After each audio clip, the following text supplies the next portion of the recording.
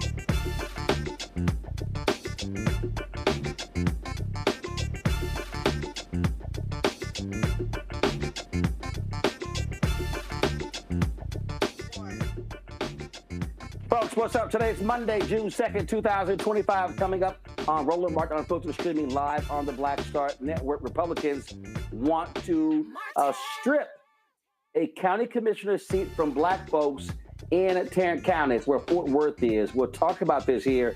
Folks, this is blatant discrimination by Republicans in Texas. Also, Tulsa's first black mayor establishes a reparations plan for the survivors of the Tulsa Race Massacre. We'll talk to the mayor as well as Damario Solomon-Simmon about this important decision.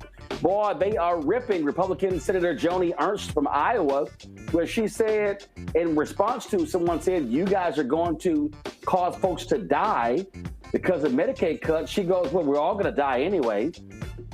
Bishop William Barber had a few words to say about that. Also on today's short, federal appeals court has blocked the Trump administration from slashing thousands of federal jobs. We'll unpack that ruling as well. Plus, Memorial Monday, speaking of Bishop William Barber, Memorial Monday continued in the nation's capital. We'll hear from Bishop Barber about that. It's time to bring the funk.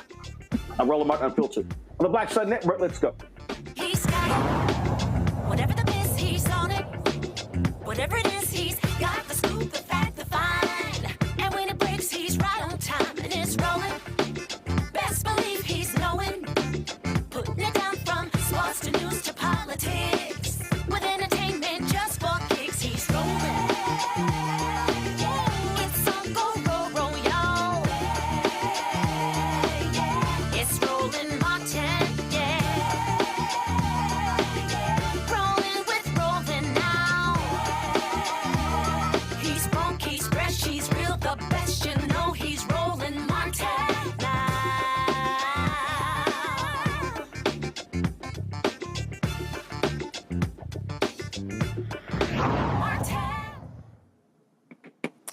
Folks, normally we would talk about redistricting. It happens every 10 years. Yet Republicans in Texas said, nah, forget that. We can do this anytime we want to. The county judge in Tarrant County, Texas, that's where Fort Worth and Arlington is located.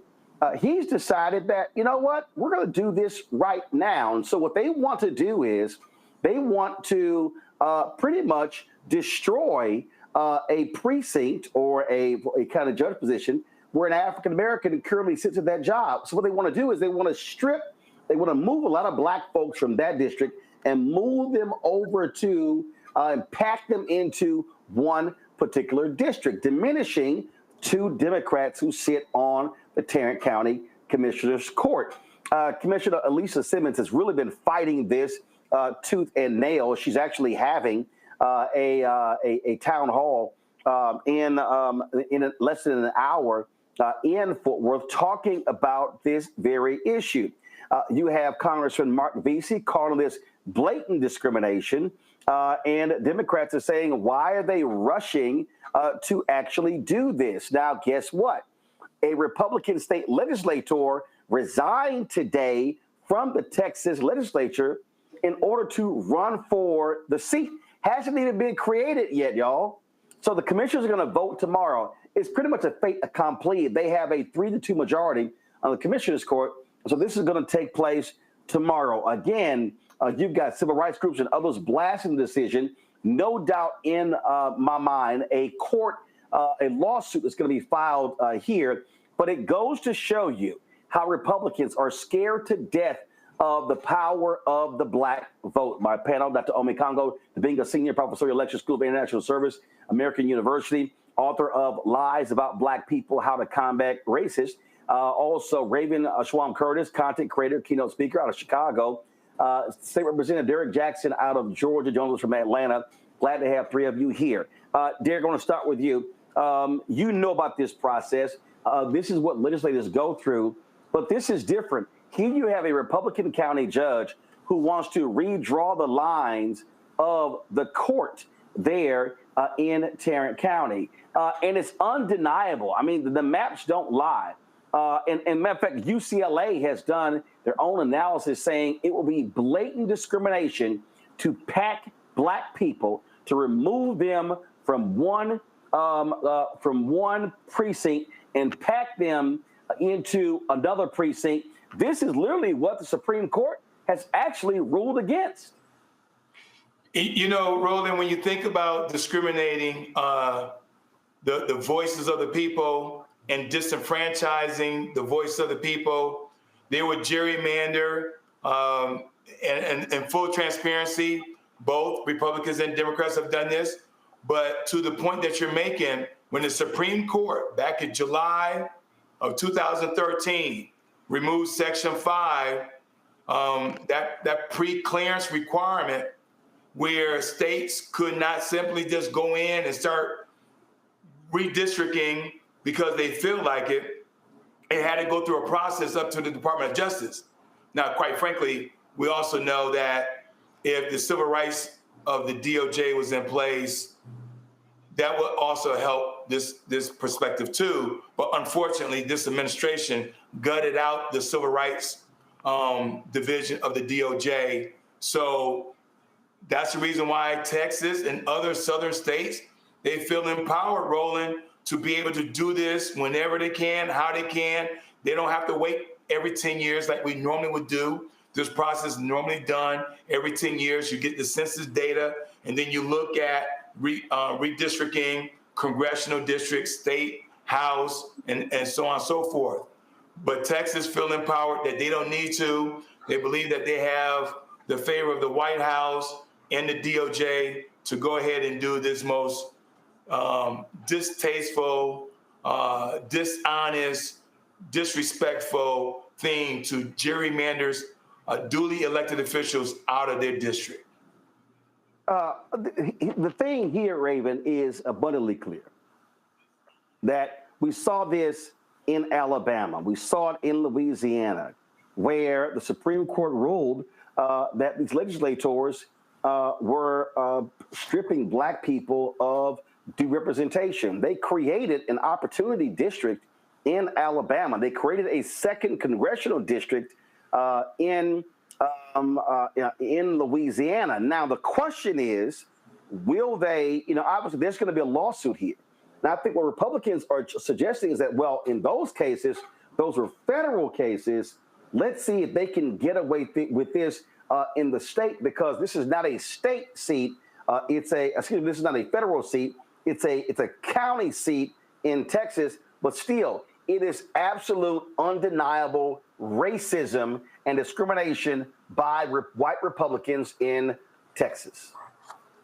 Absolutely, Roland. I mean, this is a clear overreach of power, but unfortunately, we're not new to this. We're true to this, right? I live in Chicago, which is one of the most segregated, redlined, gerrymandered cities in the entire country. I spent a good chunk of my childhood in Houston, Texas. I still have family out there. I'm flying there a week and a half from now. So this doesn't surprise me in the slightest, I'm sad to say. And of course, we know that Republicans have historically used gerrymandering, this redistricting, to their favor, right? To try to vote us out of power and to our political power. But it's not going to work. There is going to be challenge to this. And honestly, I think this situation really underlines why it's so, so deeply important that folks in our community are running for these positions or being appointed to them or being elected to them, particularly as a commissioner, because otherwise we're not at the table making the decisions, right? And I think in this moment, that's just become so abundantly clear to me as I'm watching so many of my peers as a member of Gen Z step up to the plate and running for Congress. My friend Kat is running for Congress here in Illinois.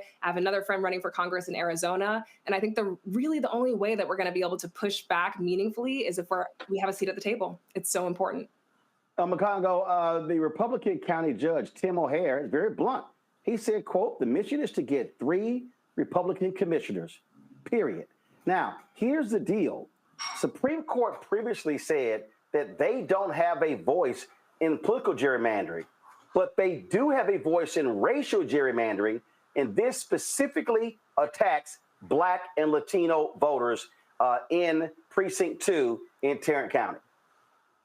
Yeah, and what they're trying to do is have a workaround by talking about, oh, it's about ideology and not race. I'm reading from Commissioner Matt Krause, who said at the hearing, my entire goal, my entire purpose, my entire intention is to allow Tarrant County to go from 3 Republicans, 2 Democrats on the commissioner's court to 4 Republicans and 1 Democrat. And so they feel like if they can wrap anything in that, political party, they can avoid anything relating to race. And I think really at the end of the day, going off of what's been said already, we have to show that we're more politically astute than that in terms of how we fight. Unfortunately, Roland, I don't know where anybody else is getting this story with the exception of the Black Star Network and people who read print journalism. And so it is really up to us to support the members of that local community so we can put this type of pressure on them, because this can fail, but it's only going to fail with action from the community. And so, but this is also happening all across the country. It's never going to stop. And that's why we have to continue to make sure that we don't sleep on these particular issues, because they're going to go through race, they're going to go through ideology, political party, so on and so forth. But we know every single time it always comes down to race. And they feel they're going to keep pushing until they can get something to the Supreme Court again and again and again. They're like Trump. They're never going to stop. They're going to keep throwing spaghetti at the wall and see what sticks. And they think that they're going to be successful with this as well. And again, this is why I keep trying to tell people why voting matters and why we are trying to keep you abreast of what's going on.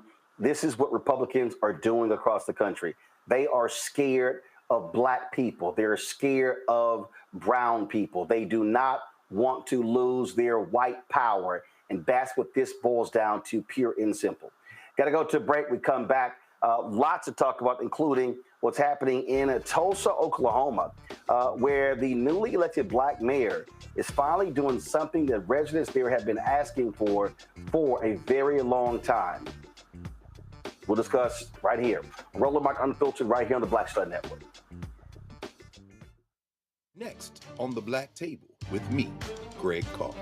We featured the brand new work of Professor Angie Porter, which, simply put, is a revolutionary reframing of the African experience in this country. It's the one legal article everyone, and I mean everyone, should read. Professor Porter and Dr. Valencia Watkins, our legal roundtable team, join us to explore the paper that I guarantee is going to prompt a major aha moment in our culture. You crystallize it by saying, who are we to other people? Who are African people to others? Governance is our thing. Who are we to each other? The structures we create for ourselves, how we order the universe as African people. That's next on The Black Table, here on the Black Star Network.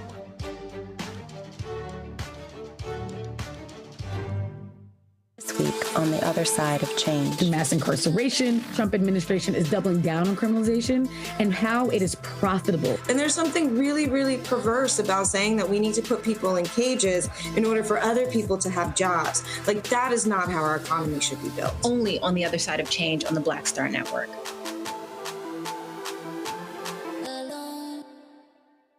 Now streaming on the Black Star Network. In France, me and Tony, and accidentally went to the Louvre, right? I had never been, and I saw a side door.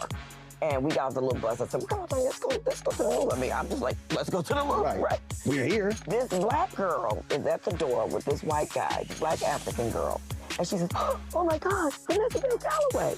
And I'm like this, you know me? And come to find out we were at the wrong door. But she said, I'm gonna let you in, just go in here. But I was in Paris, France. Mm-hmm. And that shocked me. She knew my name, she knew me. She knew my movie. Mm-hmm. You know, so it's like, you just gotta, they say, build and they will come. Put it out there, people will find it, they will come.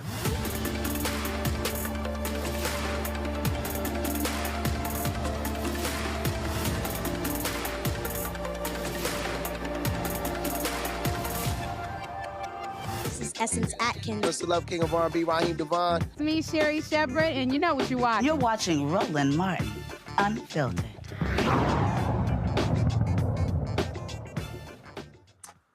Folks, I want to continue the conversation I was talking about there when we were talking what's happening in Tarrant County, but I want to take it to this place when we talk about why we must be maximizing our power. Dr. Gerald Horn was on the show on Friday, and we talked about the fact that there are more eligible black voters in Texas than any other state in the union.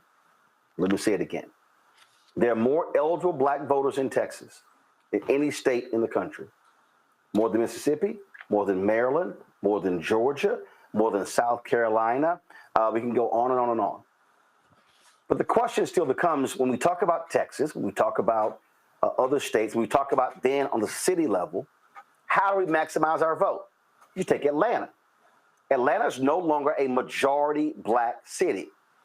Some people have been freaking out by that. I don't know why they're freaking out by it.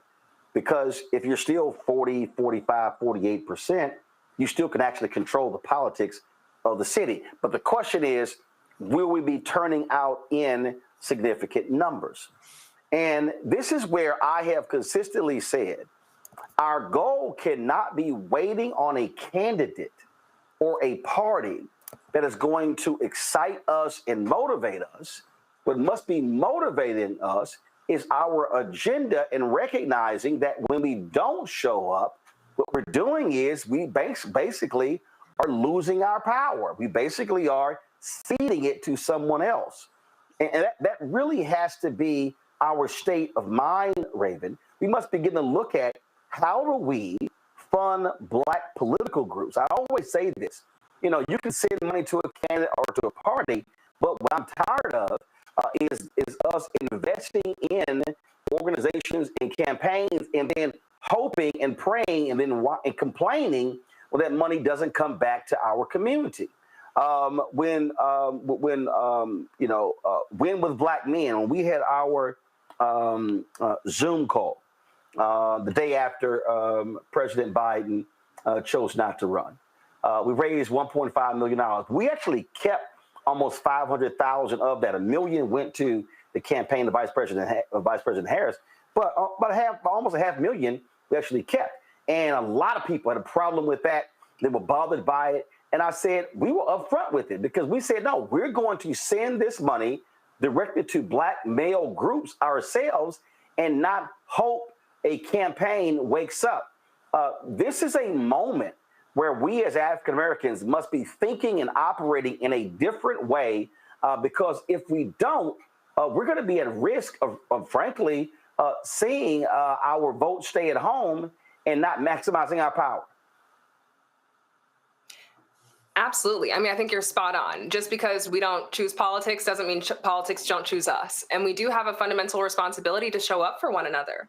I think one of the most loving things we can do as a Black community is show up to the voting booth. It is absolutely paramount. And I don't know why so many people discount it. It's integral to our liberation. If we don't opt into these systems, at least to some extent, and try to transform them and reform them, then how are we going to get free? And I understand fundamentally the argument that, hey, these are broken systems. These are systems that have been built on our subjugation and through logics of enslavement in the antebellum era that were fundamentally organized and orchestrated to be violent towards us. I totally understand that line of thinking. And that can't be the beginning and end of it, right? We have to figure out how to reform these systems, even as we imagine what life looks like and liberation looks like in excess of them, beyond them. And so I really just implore folks to show up, run for local office. There's a big push for that right now. There's a really important moment that we're in where so many seats are opening up. And I hope that folks in our community will rise to the occasion because no one else is coming to save us. It has to be us. We have to organize both politically and economically like never before. Well, Makongo, what I look at, when I look at these elections, what I pay attention to, I don't pay attention to percentages. I want to know raw numbers. I want to look at what is the percentage of the Black population and the eligible, so there's the different levels here. So the percentage of the Black population, and then the next level is eligible Black voters. Then the next level is registered Black voters. Then the final one is actual turnout of Black voters.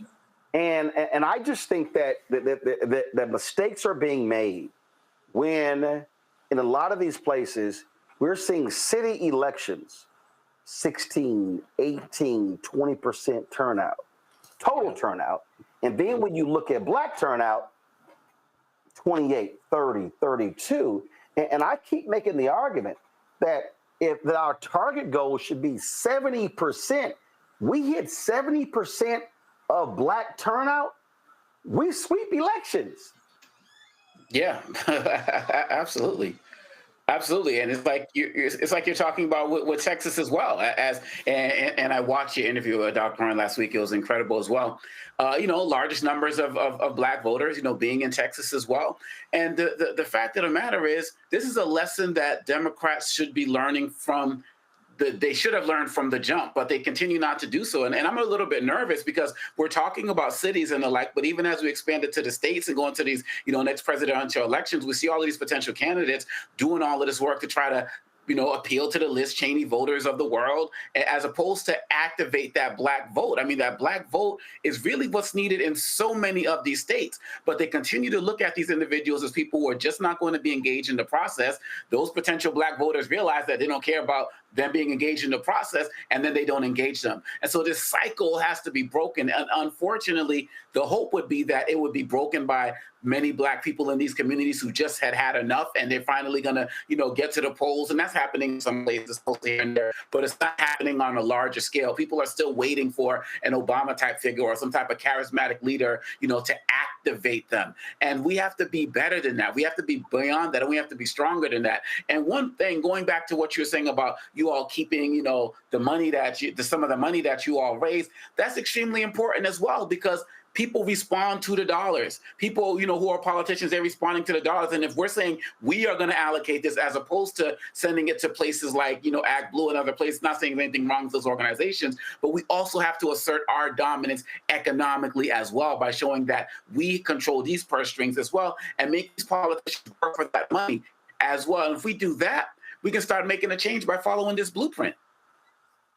The thing here, Derek, and listen, Georgia's a perfect example. You have, beyond Fulton County, Gwinnett County, when you start talking about rural areas as well, you have a significant black population, but they have to be maximized. But in order to maximize it, though, you got to talk to them. You have to appeal to them. And so what I'm suggesting is that for African Americans, when we look at the places where we make up 20, 30, 40, 45, 48% or more, frankly, we should be doing more with that voting power as opposed to too many of us sitting at home.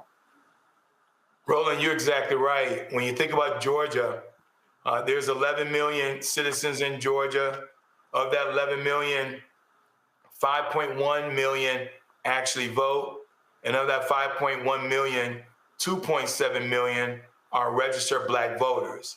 But of that 2.7 million registered black voters, at best, you may get 40, 50%, depending on what kind of race, where the race. For example, when Senator Warnock was on the ballot versus when he was not on the ballot, who's on the top of the ticket. But I think the solution is very simple, Roland. You said it yourself on your show. Invest, invest, invest. We got to invest in us. We got to invest in black candidates. We got to invest in black media. We got to invest in black organizations. We got to invest in black grassroots campaign organizations. We got to invest in black and brown communities. If we do exactly what you have always been said, invest, invest, invest, because the turnout is not just going to magically happen because you have a black candidate on the ticket. We're far smarter than that. But if you don't invest where these black votes are, you cannot expect to get 60, 70, 80% turnout that you're articulating. And so if we don't do what you've been talking about, I was just amazed. I had to go do my homework. Not that I didn't believe you, but when you broke down Kamala Harris nearly $2 billion, and 93% of that nearly $2 billion went to white corporations. 93%, Roland. I had to go do homework because I'm like, okay, homework assignment. You cannot expect to invest 93% into white companies into trying to turn out the white vote, white men vote, white women vote, where they continue to show since 1964, we don't care how much money you throw at the Democratic Party for the white vote, it's not going to happen. We got to turn this around. I mean, can you imagine, Roland, if they would have invested in Gary down in Louisiana, just about $3 million, Gary would be a United States Senator in Louisiana.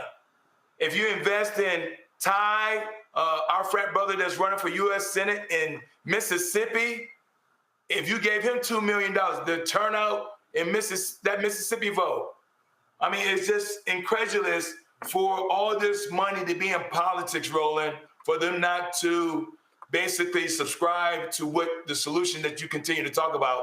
You got to invest in Black media, Black candidates, and Black communities. Oh, absolutely. That is the only way. All right, folks, going to go to a quick break. We come back. We can talk about what's happening in Tulsa. Perfect example of what happens when we maximize our vote and we change the leadership. We'll talk about how the folks who've been impacted by the Tulsa Race Massacre more than 100 years ago are finally seeing some justice. Folks, you're watching Roland Martin Unfiltered on the Black Star Network. Don't forget to support the work that we do. Join our Bring the Funk fan club. The goal is to get 20,000 of our fans contributing on average $50 each a year. That's $4.19 a month, 13 cents a day. Your dollars goes to support this show and the other shows on the Black Star Network. And so if you want to contribute via Cash App, use the Stripe QR code. You see the QR code right here. Here's the Stripe QR code. Check us out there. You can also send checks, make checks payable to Roland Martin Unfiltered, P.O. Box 57196, Washington, D.C., 2003 7-0196.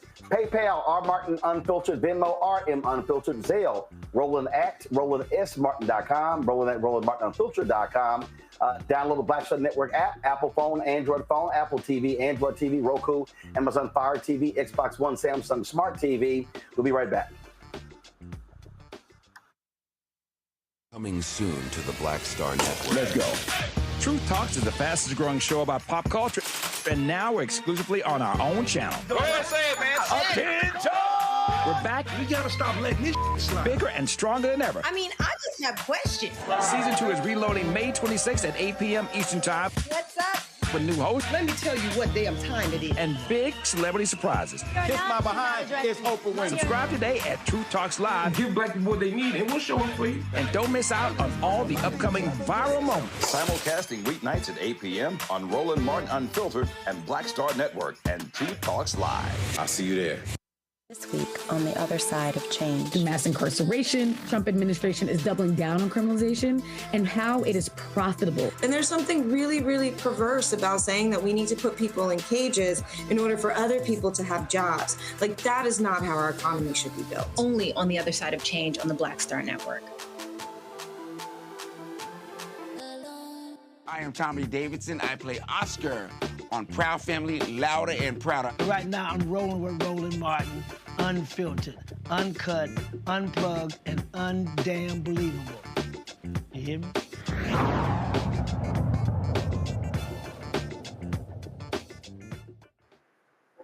On the 104th anniversary of the 1921 Tulsa Race Massacre, one of the deadliest attacks on Black life in American history, Tulsa's first Black mayor, Monroe Nichols, unveiled a bold new plan called the Road to Repair. It deals with something that has been asked by residents there for quite some time. The white leadership of Tulsa and Oklahoma has never actually stepped up, but this is what happens when we use our power to put one of our own in office. Joining us right now is Mayor Nichols. Glad to have you back on the show. In addition to that, civil rights attorney Damario Solomon-Simmon, founder of Justice for Greenwood. Glad to have him as well. Mayor Nichols, I want to start with you.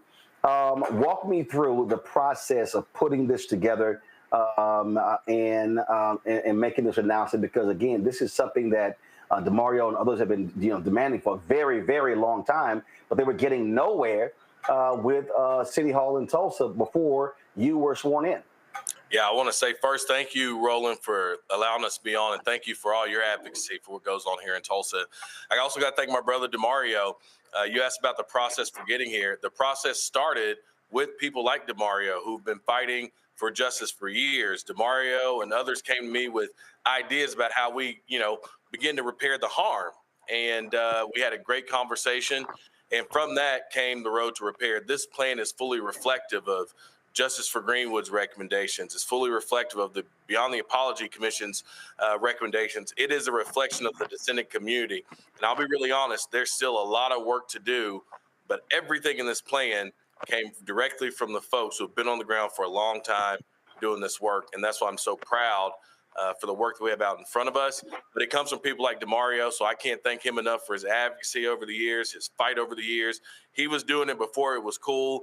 And I'm just happy to be a part of bringing some repair to this community that has gone for far too long without it. So walk us through exactly what you laid out.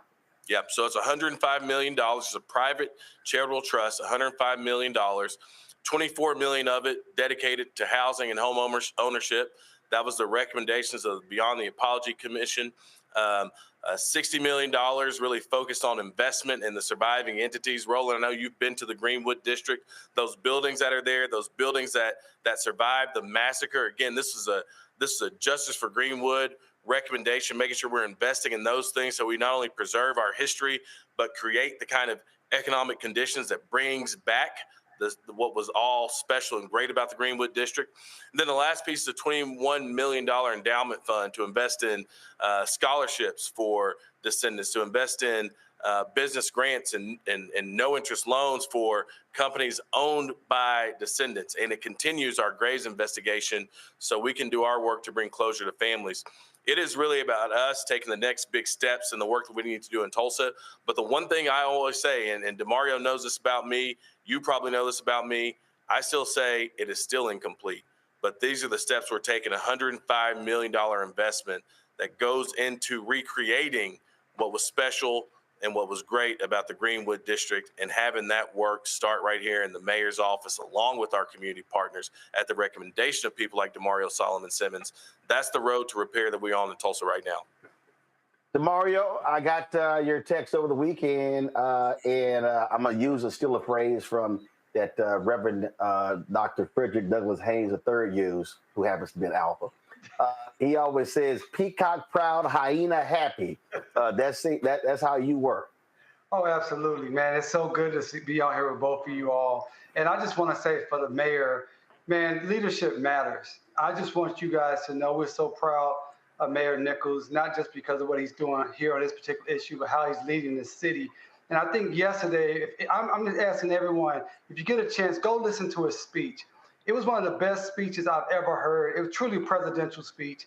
He laid out the case, not only why this should happen, but what it will look like, not just for us as descendants in the Greenwood community, but for Tulsa moving forward. I truly believe the way that Tulsa and Greenwood was a beacon of light for all of Black America before the massacre. If we are fully implementing this plan, and as the mayor said, this is just the start of a plan, but once we fully implement it, this will be a model that communities around this country can actually make happen for their community. So we are excited. We're excited to continue to work with the mayor. We know it's going to be a lot more work to put everything together. And I'm asking everyone that's listening tonight, connect with us, connect with Mayor Nichols, connect with us at Justice for Greenwood. We need to raise this money. We need to make sure that this plan has the success it should have. Damario, let's just be clear. Y'all have been fighting for this for a very long time, and you were getting nowhere with previous leadership there in Tulsa. Yeah, I mean, I'm 25 plus years into this thing, and we've got no every way you can possibly. You got no from the federal government, no from the state government, no from local governments. We went to the Department of Justice. We've been to Congress. We've been everywhere. But the thing about this administration is that they are listening to the people. I think Mayor Nichols said it best. He's listening to a broad group of people here in Tulsa that's fighting this fight. People who are descendants, and picking all of these ideas. Yesterday was it was so beautiful to be doing this on the first ever Tulsa Remembrance holiday that the mayor created at our recommendation, to have all the groups there, all of our elected leaders, some of our most prominent pastors, and hundreds of descendants and community members. Everyone was there, and we are so excited to continue this work. And we're just going to do the hard work to make sure, because the goal is by 105, which is next year, 2026, that this plan is funded and we're moving these things forward. And it's just the beginning. Mayor, when we were there for the 100th, there was this huge gathering at the convention center, and I went by, and I was actually supposed to speak, but I had to leave because we had to be inside of the perimeter when President Biden was speaking, and I really did want to speak because what bothered me, you had all of these organizations, all of these financial institutions, banks, and others. They were having this conference about reinvesting and piggyback on what happened in Greenwood. And I remember asking Damario, are any of these folks doing that? So, and I took a picture of all of these different sponsors. And I said, every single one of these people who were on that listing as a sponsor should be reinvesting in Greenwood, as opposed to just trying to get, frankly, some good PR. And that's what always bothers me when folks step out and they want to sponsor stuff, but then when the cameras leave, so do they. Yeah. You know, Roland, one of the things that I talked about yesterday in my speech was this reality that for so long, this issue has been politically charged. People have been afraid of it. We don't have to fear each other. We don't have to have an argument about what to do. We already know, undeniable, the massacre happened. Undeniable, there are clear recommendations on what to do about it. Let's just talk about it in very direct terms. On that day 4 years ago that you were talking about, when President Biden was here in Tulsa, he said something that stuck with me ever since then. I was a state legislator at the time. I was in the room with you and Damario. He said we have to find the courage to do the things that we know we can change. And I know we have limitations. I know things are difficult, but we're not going to wait. And so those same folks who are investing because they're too afraid to touch these issues that they may have felt were politically charged, we're going to say, no. We're going to have this conversation right now. And yes, we can all have a share in moving this community forward. It is my belief that Tulsa has hit a plateau in some ways. And that plateau is there because we have this thing that we have to go back. I said yesterday, we are making it clear that hate, even aged 104 years, will never win. And so now we're bringing people back into the conversation. I think what was missing before, and this is not a shot at anybody who came before me, what was missing before was the courage to talk in direct terms about this issue and rally people around it. And that's what we're doing right now. But also think, Mayor Damario, you can hop in here as well. I think also what it was this unwillingness to correct the wrong. And it was excuses. When city leadership spent, what was the number, Damario? 30, 40 million to build a museum, which really was about trying to attract tourism. I'm sorry, Greenwood folk didn't need a museum. The area needed investment. Yeah, Roland, one thing I'll say, and Damario, I'm sorry for cutting you off, but one thing I'll say is that's because that's what we've always known. We all know of museums that commemorate things in parts of the community where you didn't invest in what was there before. The Tulsa Race Massacre is not, it may have been the worst, but it was far from the only. And we've all been to the museums in all these different parts of the country. But what we don't see around those museums oftentimes is the economic investment to restore what was lost as we think about those points in our history. I think, and I talked about this yesterday, I think this is a moment of national significance. Yeah. I think finding a pathway by which everybody else can think about how do you do it is really important, because I agree with you. You got to do more than just remember. And we've been in that remembering phase, and I'm not gonna say all that was wrong, but what I will say is it wasn't enough. It wasn't enough. And I think you could say that about so many different cities across this country. So my great hope, my people here are descendants from Greenwood. But I know there are other people from across the country, other communities across the country, and I hope they take note at what you can do. You have to listen to the people who have been most impacted, and you have to act. And that's what we're doing now. Yeah, Mario, go ahead. I was just going to say, he said it perfectly. I think everybody here is taking this leadership from our mayor, all aspects of the community come together and saying we want to do something that is real and that can be emulated across this nation. And I just want to just again thank the mayor for his leadership, because hey, this is a tough issue that for 104 years people have run away from. He's run to it. And again, I just encourage everyone to listen to that speech, how he laid it down. One of the things he said yesterday that I thought was so powerful. He said, people were asked, well, why are we doing this now? Why is it taking so long? And why should we deal with something that was 104 years ago? He said, because this is what right and decent people do. And I think he made a benchmark, a demarcation. Those who are on the side of repair are right and decent people. Those who are against it, well, you're not right and decent people. I think it's just that simple. And another thing I think the mayor done that was so important here, this is not about race. This is about those who were harmed, descendants. This is why it's so important the work that we do at Justice for Greenwood, for chronicling descendants and verifying people who they are. Because there are people in the community, even in the Greenwood community, and we have Mexican-American, John Villarreal, we have a Japanese family that was impacted by the massacre. And so I think the way the mayor is talking about this is very important. Not only will it repair Greenwood, but it will move our city forward. And that's the most powerful thing about this, what Tulsa can be when the Greenwood community and descendants are repaired and made whole, how great Tulsa can be. And that's part of the leadership of Mayor Nichols. All right, then. Well, Mayor Nichols, I appreciate it.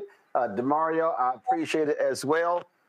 Look forward to getting back to Tulsa when you have groundbreaking for some of these initiatives, letting folks know what's going on there. Sounds good. Thanks, Roland. Peace. All right, appreciate it. Thanks a lot.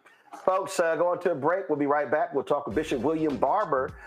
He was arrested today on Capitol Hill as more Mondays continue in opposing the Republicans' shameful budget proposal.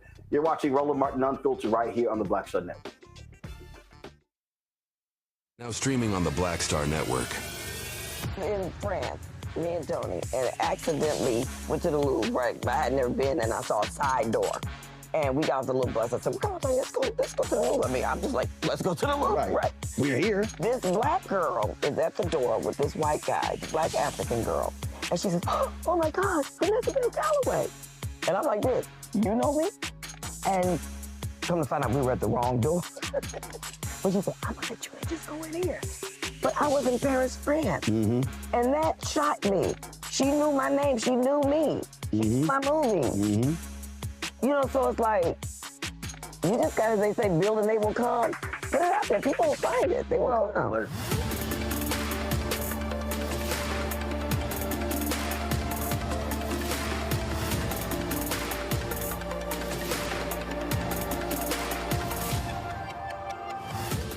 Y'all, look, fan base is more than a platform. It's a movement to empower creators, offering a unique opportunity for everyday people to invest in Black-owned tech, infrastructure, and help shape the future of social media. Investing in technology is essential for creating long-term wealth and influence in the digital age. The Black community must not only consume tech, we must own it. Discover how equity crowdfunding can serve as a powerful tool for funding Black businesses, allowing entrepreneurs to raise capital directly through their community through the Jobs Act.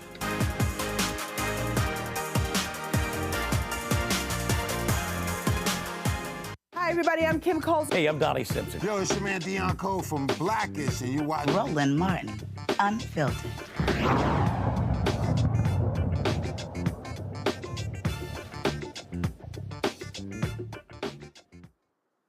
All right, folks, I'm going to my panel here, and I'll start with Makongo. The point that the mayor made there, I think, is critically important, and Damario made as well, is that, okay, you know what? We can keep commemorating, we can keep looking back, but you can also be forward-thinking, and this is what leadership does. And to the previous segment, this is also what happens when Black folk put Black folk in office who respond to community needs. Man, there's so much to process from that incredible interview. First thing that came to mind was everything you were talking about when investing, were the same comments I was hearing you talking about with Selma every year and what Selma actually looks like, but people just come and go once a year. And so it had me thinking about that. Also, it had me thinking about our first segment when they were saying, oh, this isn't about race and so on and so forth. You see what they're, in terms of what they're doing in Tarrant County, And you see what the mayor here is doing now. He's like, this isn't about race. This is about what's right. And so it shows what happens when people use the same playbook, but to do the right thing, to do the righteous thing for all people in the community involved. Another thing that I appreciate is that a lot of people don't talk about the fact is that the people of Greenwood, they actually rebuilt after 1921. But by the 1940s, going into the 50s, their community was destroyed again, but this time it was by government policies. Things like, denying access to credit, redlining, all of these different types of things. And so he's using the political power to make sure the community is restored. And this has to be a blueprint for people all across the country. And if I had a chance to ask him a question, I was going to ask what type of pushback is he dealing with from the governor or the Trump administration, because that response is also going to be a necessary blueprint for America as well in these Black spaces. Well, the governor and Trump can't tell them how to spend their own money. So that's one. I mean, they can say something, Raven, but they can't tell them how to spend their own money. That's right, Roland. That is absolutely right. And to piggyback off of what my co-panelist said, I really, really appreciate what Mayor Nichols said about needing to be brave, right? We need to do more than just remember. And I think it's amazing that we have electeds like Mayor Nichols, who's in this position of power and using it for good to pour into community. At the same time, I wish it didn't always have to be us doing the labor transparently, right? There is so much precedent for reparations, both within a U.S. context and outside of U.S. context. After, the Holocaust, Germany gave reparations to Jewish survivors of the Holocaust. In South Africa, survivors and victims of apartheid did receive a form of reparations. It is a deeply imperfect apparatus and system to try to repair harm that is intangible, is epigenetic, is deep, is spiritual. But there's deep precedent for it. And it does frustrate me. I have to be transparent that it's always Black folks who have to do the labor to save us. Like, it'd be so lovely if other folks would jump into the cup with us. I also am based in Chicago, and up in Evanston, there was this really, groundbreaking reparations initiative that was spearheaded by Robin Rue Simmons. And this was the first U.S. city to implement a reparations program in 2021. So it's fabulous that we're doing the work. And I wish it didn't always have to be us. And also, I think sometimes we talk about reparations in a way where it gets framed as the thing that will get us to liberation. And I want to be really clear. I think reparations is a crucial piece of the puzzle. And at the same time, how does one quantify this deep communal trauma, right? And I think so much of how we get free is actually a question to white people. I think of that really powerful interview that James Baldwin did, obviously a number of decades ago, where he was asked about the N-word and how he relates to the N-word. And his response was, when I think of the N-word, I actually think about white people and why y'all needed to create this moniker, this caricature of who I am, because that's not who I am, to make sense of yourself. Because the way that whiteness is made legible is by measuring itself against what it's not. And so I guess I say that to say that so much of this conversation is, yes, let's harness our economic power. Let's pour into community that's been harmed. Let's lean into restorative justice. And another huge piece of that puzzle is like changing minds and hearts. At what point as a nation are we fully going to reckon with the fact that there has been a profound dehumanization of Black people in this country, that every institution in this country is built on said dehumanization. And until white people ask themselves why they needed that to make themselves legible, to make themselves feel whole or good, we're not going to get anywhere. Derek, what you're seeing right here, this is, of course, Uncle Red. He was one of the 3 survivors. This was when we were there in 2021. He passed a couple of years ago and did not get to see this day. His sister is still with us. There's another survivor still with us as well. And the thing that I need people to understand is, like, I understand Raven's point, but guess what? Hell, if other folk ain't gonna do what's right, that's why we should put folk in office who gonna do what's right. So the hell we're waiting on them. So finally, and again, this is time. And so we had the sister in Evanston on the show. We had her on. We have others, and so I'm just like, hey, I ain't waiting on them. Let's us do what we do. Yeah, you're exactly right, Roland. And when you think about, I appreciate you showing that picture of Uncle Red. He was 102, and unfortunately, to your point, he passed away 2 years ago. But his sister, is 110, and then they got another survivor. What's her name? Leslie. Miss Leslie. She's 109, and that's my prayer, is for them to see the fullness of justice. Reparations, restitution, all that matters. But this is about justice too, Roland. A mob of angry white men, 300 to 400 angry white men, came into a Black Wall Street. These Black families were doing their thing. They had their businesses, they were thriving and surviving, and they were killed because of the pigmentation of their skin. And so justice, to me, means it goes beyond just reparation, goes beyond just restitution. It's to make sure that Miss Viola and Miss Leslie see justice in a manner before they too transition like Uncle Red. We got to put people in office, and when people get in office, they don't do what happened over in California, where California, they stopped their own reparations bill.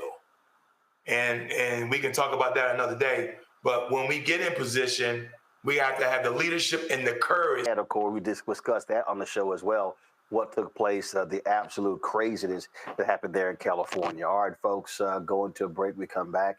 We're going to talk about Bishop William Barber and, of course, Moral Mondays, arrests taking place as they continue praying in the Capitol. And they keep getting arrested for praying. So we're going to talk about that next, right here. Roland Martin Unfiltered on the Black Star Network. Coming soon to the Black Star Network. Let's go. Truth Talks is the fastest growing show about pop culture, and now exclusively on our own channel. Go ahead, say it, man. Attention! We're back. You gotta stop letting this slide. Bigger and stronger than ever. I mean, I just have questions. Season 2 is reloading May 26th at 8 p.m. Eastern Time. What's up? With new hosts. Let me tell you what damn time it is. And big celebrity surprises. Kiss my behind. It's Oprah Winfrey. Subscribe today at Truth Talks Live. Give black people what they need, and we'll show them for you. And don't miss out on all the upcoming viral moments. Simulcasting weeknights at 8 p.m. on Roland Martin Unfiltered and Black Star Network and Truth Talks Live. I'll see you there.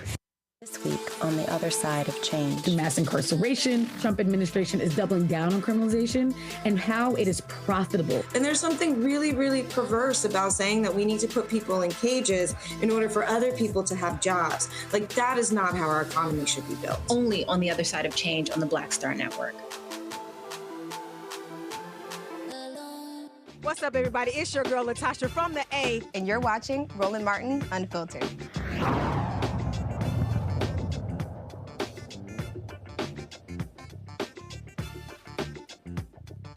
So America's at a crossroads, a moral crisis. That warning comes from Bishop William Barber. As federal leaders continue, Republicans continue to push forward with a budget proposal that could severely slash programs essential to millions of poor and working class Americans, from Medicaid to food assistance, housing support, to Social Security. These programs are now on the chopping block, and Bishop Barber, repairs of the Poor People's Campaign, are sounding the alarm. They continue their Moral Monday effort in Capitol Hill today, where they would go to the Capitol and pray. And what happens? They keep getting arrested, which makes absolutely no sense. Because I thought these Republicans are so-called evangelicals. I thought Speaker Mike Johnson is, Mr. Morality. But it's amazing how they got a problem when folk actually pray who goes against what they are doing. Bishop Barber joins us right now on the phone. Bishop, you and others were arrested today? We were. I'm sorry. I think I might be in your video. I'm looking kind of rough. I'm just getting out of the paddy wagon. But on all serious note, Roland, 9 people were arrested. They even arrested today a lady with cerebral palsy in a wheelchair. We had 2 groups going in. The second group was basically hindered from going in. But the bottom line is, today we had people testify, folk who had quadriplegics, people with cerebral palsy, one mother who has a daughter whose child would be dead if she did not have medication. What's needed by life? A pastor, a preacher with lupus, and his family members have had lupus and died from it. You know, and religious leaders from across the board, from imams to Jewish women to the bishop of the AME Zion Church, the Presbyterian Church, UCC, so forth and so on. This budget, Roland, is deadly. And when you hear the senator in Iowa last weekend, when she was questioned in Iowa, and somebody said, Senator, people will die, her response was, we all gonna die. And then later on, Roland, she put on the social media that if people were worrying about their eternal life, she would introduce them to Jesus. But the Jesus I know healed people. The Jesus I know and you know never charged a leper a copay. This is a sick bill. It's not big and beautiful. It's big and bad and ugly and deadly and dangerous. We're talking about 14 million people being thrown off of Medicaid, Roland. And we know for a fact that for every 500,000 people thrown off that don't have health insurance, about 2,500 to 2,900 die. This is serious business, and it is the place that could actually unify us. This is why today we had hundreds of people, black and white, and brown, and Asian and Native. And the truth of the matter is, Roland, the last thing, more people would have gone into the rotunda, but they've got this rule now that you can't go in unless you're in a tour or you have congressional staffers that will take you in. Now, it's been interesting to me that some of the Democratic congresspersons, when we ask about lending a staff person to us, they kind of get skittish. I don't know why. But thank God for Congressman Al Green, because he has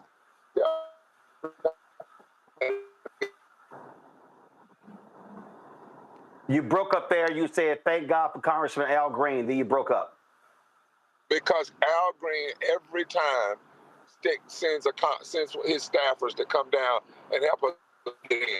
You can't get into the rotunda unless you go through the tour. I mean, the way they have it set up, and I recognize since January the 6th, but the point of the matter is, Roland, not only do those people claim to believe in prayer, you know, they are praying, P-R-E-Y-I-N-G, on the poorest. But a few months ago, they had a prayer service in the rotunda with one of their own. But instead of having that with us, they're choosing to literally give 3 warnings and arrest. And as I said today, they even arrested, Mike Johnson authorized them, even arresting a woman with cerebral palsy today in a wheelchair, simply because she's saying, don't kill me, don't take away my Medicaid. But the point there that you make about these skittish Democrats, this is the problem. Folk want to see them fighting, and you don't fight by being afraid to fight. Exactly. And what we're saying to them is just give us when we come on Monday, just give us 10 staff people to bring folk in. You know what the rules are. We're doing it in the nonviolent tradition. And you have to fight back. People want to fight back. They should be bringing in people like we're doing, the impact the people who put a face on the ugliness of this bill. If we mess around and don't show people how ugly this bill is, not only with Medicaid, but the money it cuts from public education, the money it cuts from SNAP, the money it cuts from school lunches. It doesn't provide any resources for living wages. It puts more money into deportation, more money into defense contractors. It'll raise the deficit by $3.8 trillion. They want to put this bill in place for the next 10 years. This bill, if they do it, they want to give. This is the largest transfer of wealth from poor working people to the wealthy in history, except for the transfer of wealth that took place between the slaves and the slave masters. But this is the thing that, again, when we talk about this bill, we talk about what they want to do. the Freedom Caucus, they want more cuts. They want $2 trillion. And the reality is, while they're saying that, they are trying to make, for the first time, the Pentagon's budget hit $1 trillion. Exactly. In fact, it will be over $1 trillion, which means, Roland, that you could take the combined budgets of Japan, China, Russia, Iran, Iraq, and North Korea and cut our defense budget in half, and it still would be more than all of those budgets combined. And it must mean, because those same people, the Freedom Caucus, in that, like for instance, in Texas, over 3 million Texans are on Medicaid. North Carolina, over 2 million. But every one of the Republicans from Texas voted for this budget in the House, the first vote. Same thing with North Carolina, same thing with West Virginia. So the part of it is, if media doesn't do like what you're doing, and too much of the larger media is not doing this, they are not putting a face on this. They're not telling the whole story. They're not showing the people that the majority of the people on Medicaid are people who make less than $40,000 a year. They are the working poor or the disabled. They're not talking about how this bill will hurt children and people in nursing homes. What they must be getting a lot of money from the defense lobbyists and the war economy, we call it, to do what they're doing, because they are literally ready to hurt their own constituents. That's put more money in military. And that's what we know, that a lot of money that we have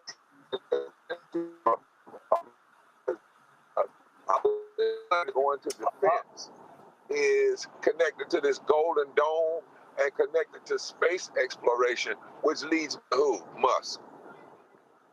Well, I'll be honest, Bishop Barber, the issue, I'm going to tell you how white mainstream media operates.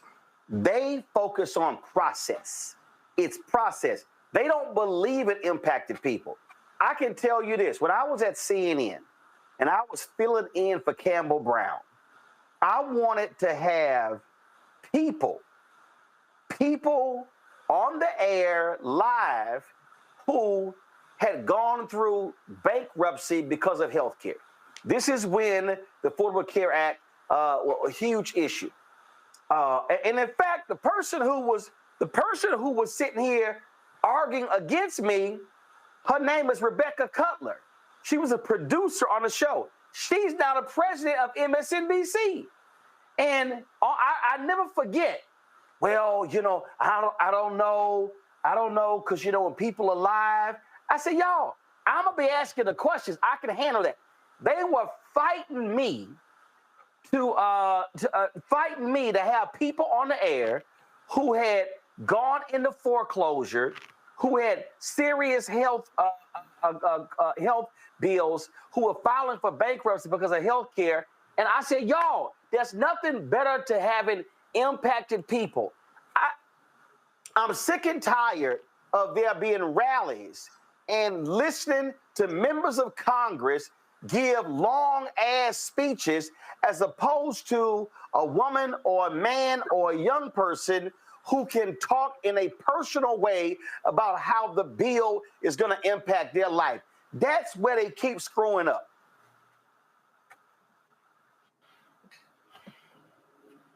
Impacted people and powerful. They're powerful. And if the Congress don't learn to do this and the organizers don't learn how to do this, this is not the day. I spoke for maybe 7 minutes today or so, just laying out the framework. But the point was to build a stage for impacted people. That is the key. It's the power block we have to apply. Poor and low-wage folk is the power block that can be mobilized. But you're not going to do it by long speeches from politicians and other folk. It's time for a movement vote. It's time for a movement protest led by the voices of the impacted people. That the folk that will suffer violence from this bill and other bills need to be the ones that are being put forward now and make America look at herself. Roland, you're right on it, and God knows we're going to keep pushing it. I'm hoping that folk will catch it, because if not, the level of elitism is going to lead to a continuing withdrawal of people from the political arena rather than coming to it. All right, Bishop Barber, we certainly appreciate it, sir. Keep up the good work, Frank. Thank you, my friend. Take care. Appreciate it. I'll go back to my panel and pull the three of you in here. And Derek, it really does drive me crazy when we're talking about these issues, and there'll be a rally, and it's politician after politician after politician after politician after politician. And what I appreciate that Bishop Barber does, anytime they have a rally or a protest, they put impacted people on the microphone to tell their story. Yeah, Roland, you're exactly right. And I tell you, being an elected official, the approach that you and our dear brother was talking about is the right approach. We, as elected officials, do not need to be at the microphone. We need to set the stage and say 14 million people, and we're just going to bring up a few families of this is an estimated number, Roland, of the 14 million people that's going to be impacted. So we can say Republicans continue to mock citizens who are afraid of losing their health care, Medicaid, Affordable Care Act, et cetera, et cetera. And so we have 5, 6, 7, however many families, bring them up to the stage. Folks don't need to know their name. They just need to know that that senior citizen, Roland, possibly could die. They need to know that that disabled person can possibly die. They need to know that children who are also on Medicaid or Medicare, whatever the case may be, can possibly die. The underserved can die. Now, some people would say, Roland, we're taking it to the extreme. We're talking about fatalities and death. But that's the reality. If a person don't get their insulin, if they don't get whatever medication to sustain their life, we already see it. The last 110 days, they started removing medicine from those who are overseas through USAID, Roland. They're dead now. Because when that USAID $48 billion stopped, people started dying. And that's what this big, ugly bill would do, Roland. When you talk about they adding, and I appreciate you saying, let's not talk about percent, let's talk about real dollars. Real dollars, y'all. Defense spending will go up $149 billion. As a retired military officer, you don't need an additional $149 billion. There's no justification to go up. Border immigration, they're going to add another $147 billion, Roland, to do what? Oh, they want to expand ICE. They want to expand law enforcement and National Guard. They're going to cut $828 billion. Now, Doge said they're going to find $2 trillion of waste. Then they had to revise it. They said, well, maybe we'll find $1 trillion of waste, only to learn that they only discovered $175 billion, which was not waste. And so they're going to go forward with this big, ugly bill, knowing that they cannot cover the cost of this tax cut, which will add to the deficit. You heard Bishop Barber there talk about Iowa Senator Joni Ernst, and I want to play for y'all the video of what took place when someone in the audience shouted out. Go ahead and play that.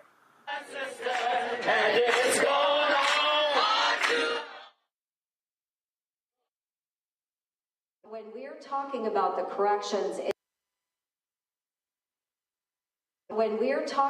the corrections in this reconciliation bill, again, it's corrections of overpayments and people that have not been eligible for these programs by law as it is currently written. So when you are arguing about illegals that are receiving Medicaid benefits, 1.4 million, 1.4, they are not eligible, so they will be coming off. So people are not, well, we all are going to die. So for heaven's sakes, folks. Okay, no, but well, what you don't want to do is listen to me when I say that we are going to focus on those that are most vulnerable. Those that meet the eligibility requirements for Medicaid, we will protect. And then, of course, she took to Twitter to respond. Do y'all have that? All right, let me go ahead and pull it. Because, again, her response also is ticking lots of people off. Let's see here. Give me 1 second. Let me see if I can pull this up. This is pretty crazy with how she responded, and she was really trying to be petty, her response. Here we go.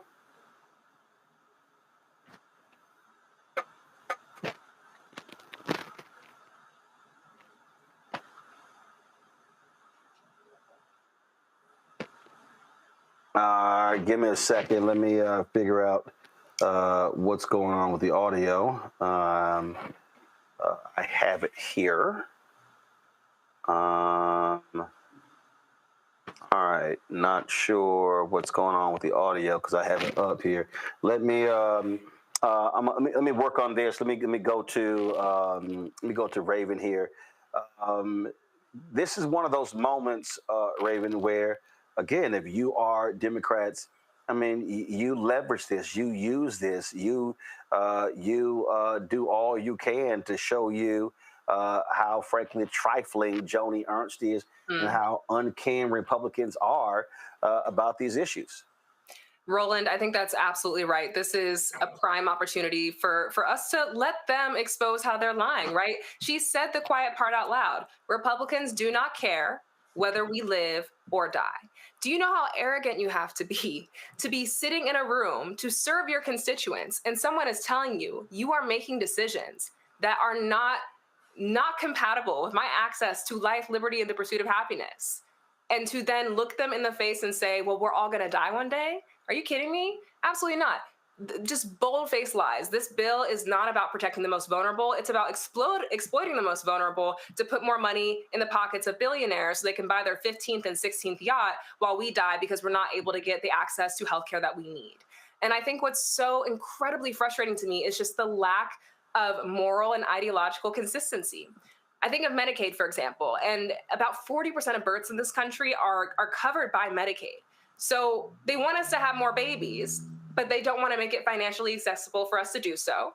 They want us to have more babies, but they want to cut SNAP benefits so we can't feed them when they get here. They want us to have more babies, but they don't want to implement comprehensive gun reform so that when they get here and they're in the classroom, they're actually able to be safe and learn safely and not have PTSD because they're exposed to violence that they never should be exposed to in the first place. Like, just the fundamental lack of moral and ideological consistency, I think, is really where we have an opportunity to get a home run here, because it's clearly on blatant display. Congo? I mean, the fact that she would not only say that, but double down right out of the Trump playbook and then go and record her response in a cemetery, Roland, on top of that, it shows how comfortable these guys think they are in their districts. And in addition to, the work that we need to do, hopefully these people who are mad and angry and chanting and everything will actually get out and vote themselves. But there, like you started a few segments ago, there are enough Democrats, especially enough Black Democrats, that can give us the majority in the House, that can give us the majority in the Senate, if people would get out and just see things like this. And this has to be the job of the Democrats to make sure that between this, there was another senator, a Republican senator, who said something to the effect of the best health care is a job. I mean, it's like the things that they say that are so out of touch with the people. But if the people aren't hearing it, if the people aren't seeing it, then they can get away with saying whatever they want, because we know that Fox isn't going to cover this, or OANN, and so on and so forth. And if people are getting a lot of their news from various sources that don't cover this, they're not going to see this. This is the job of the Democrats. Why aren't more of them down at the Capitol? Why aren't more of them with Reverend Barber, talking about these particular issues and making themselves be known? I don't know if any of them have gotten arrested recently or gotten close to it, but they have the ability. They have a bigger microphone than they act like they do. And if they're not going to take advantage of this, Republicans are just serving it up, Roland. It's like every day it's something different. A few months ago, chainsaw to bureaucracy with Elon Musk. Like, you could run down the list. And if they don't take advantage of it, again, 2026 or any special election that's coming up between now and then, our election to lose.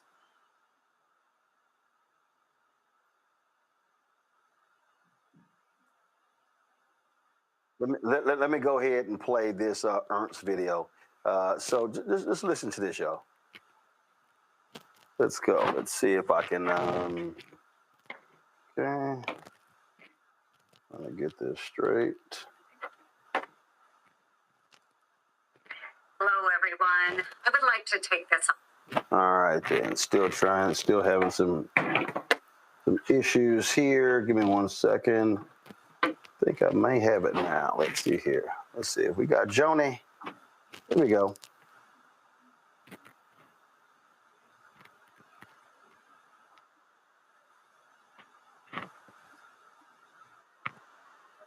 All right, not sure why I had it a little bit earlier. Not sure why this audio is not coming through. But y'all, her statement was just crazy. And then, as Omakongo said, she did it, y'all. She did it in a cemetery. I mean, how arrogant can you be? But Roland, she also equated to a tooth fairy, Roland. I was hoping you were going to get the audio so folks can hear from her own lips. Not only she's in a cemetery, but then she says, well, it's a good thing that I didn't start talking about the tooth fairy. A tooth fairy. A tooth fairy, she's equating death with a tooth fairy. They're not only out of touch, Roland, they're incompassionate. They're not fit to or deserving with the titles that we call them. She's not deserving to be a United States Senator. I was hoping you get the audio because that's the part that really got me upset when she said, it's a good thing I didn't start talking about the tooth fairy. Yeah, well, they, look, they're bundling.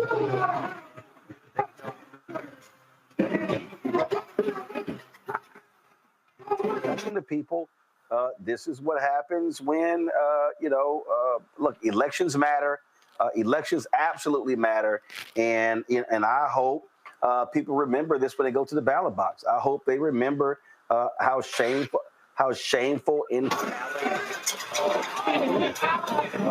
with her actions, because this is who they are. All right, let's go ahead and play it. Hello, everyone. I would like to take this opportunity to sincerely apologize for a statement that I made yesterday at my town hall.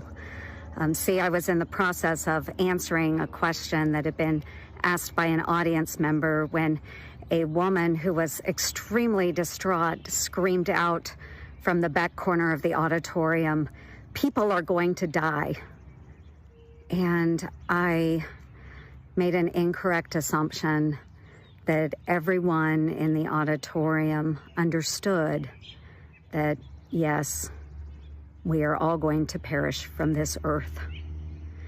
So I apologize. And I'm really, really glad that I did not have to bring up the subject of the tooth fairy as well.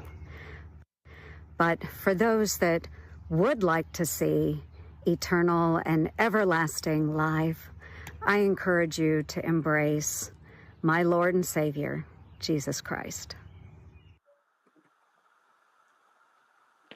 Wow, talk about it. Now we had Bishop Barber on the show a little bit earlier, but he was preaching this weekend, and he did give a response. So I want to go ahead and play what he said from the pulpit in response to what that nutcase said. At a town hall in Iowa this weekend, just yesterday, someone interrupted Senator Joni Ernst. It's going to be on TV if it hadn't already hit it, with the reality of what this bill means. And they asked her question. This is Iowa now, and understand now in Iowa, not black folk not out there. That's why you can't just address what's going on now from just a race critique. You got to have a fusion critique where you bring white folk and black folk and brown folk and Asian and Native, all of us together in this moment.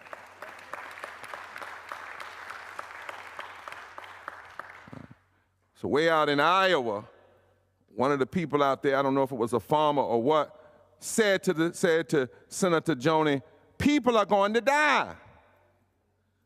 If you pass this bill, people are going to die. And it was exactly right. Her response was, well, we all going to die. Literally, that was her response. But then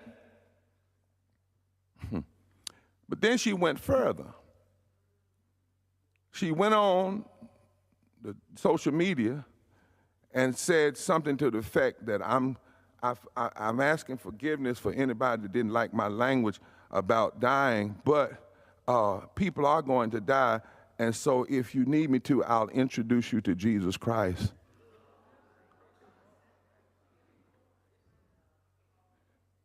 So that you'll be okay in eternity. Do you know that's the same language that the slave master used to say to slaves? Don't worry about your slavery now. You just know Jesus. And the problem was the slaves already knew Jesus, and they know Jesus didn't talk like that. And that's why they used to sing a song, everybody talking about heaven and going there.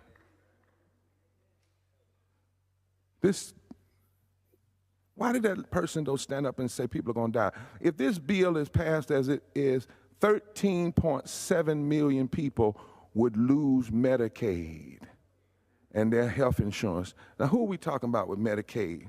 First of all, how many of y'all know somebody on Medicaid? Raise your hand. Yeah, know somebody. And probably some folk in here on Medicaid. Medicaid protects children with Lou Gehrig's disease. Medicaid protects children that have life-ending renal disease. Medicaid protects people who don't have enough money to afford insurance, but it protects them, the disabled people. It protects all the way down. There's not a disease that we have that Medicaid doesn't touch in some way. And they want to cut 3.7 million people off of health care. Now, here are the numbers. For every 500,000 people you cut off health care, 2,500 to 2,900 die.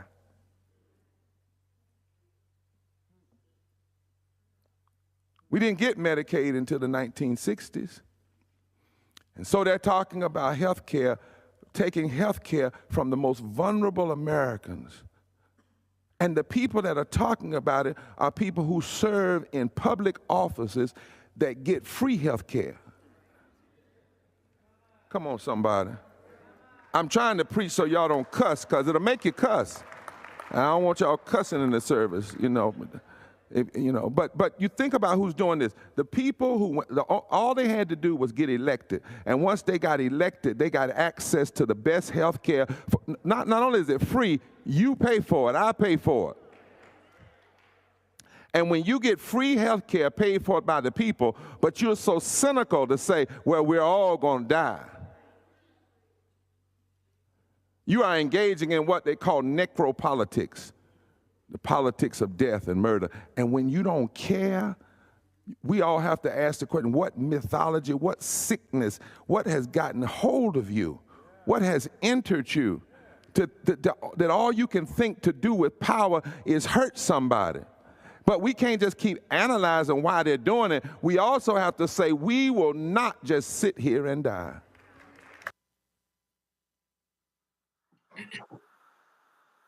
Folks, they are who they are. I'm going to go to break. We come back. Y'all want to know stupid? That's Donald Trump and people who he appointed. In a staff meeting yesterday, y'all, this is so unbelievable. When I come back, I'm going to tell y'all what the Trump's pick, head of FEMA, had to say yesterday in a staff meeting about hurricane season. Y'all Y'all gonna think this is The Onion. Y'all gonna think this is fiction. What I'm gonna tell you is the absolute truth. It shows you how stupid these MAGA people are. Folks, support Roland Martin Unfiltered and the Black Star Network. If you want to contribute to us via Cash App, please do so by using the Stripe QR code. You can use this QR code for credit card transactions as well. If you want to send a check or money order, make it payable to Roland Martin Unfiltered. And this is going to cover all the Black Star Network, but this is for banking purposes. Make it payable to Roland Martin Unfiltered, P.O. Box 57196, Washington, D.C., 20037-0196. PayPal, R. Martin Unfiltered, Venmo, RM Unfiltered, Zelle, Roland at RolandSMartin.com, Roland at RolandMartinUnfiltered.com. We'll be right back. Coming soon to the Black Star Network. Let's go. Truth Talks is the fastest growing show about pop culture, and now exclusively on our own channel. Go ahead, say it, man. Attention! We're back. We gotta stop letting this slide. Bigger and stronger than ever. I mean, I just have questions. Season 2 is reloading May 26th at 8 p.m. Eastern Time. What's up?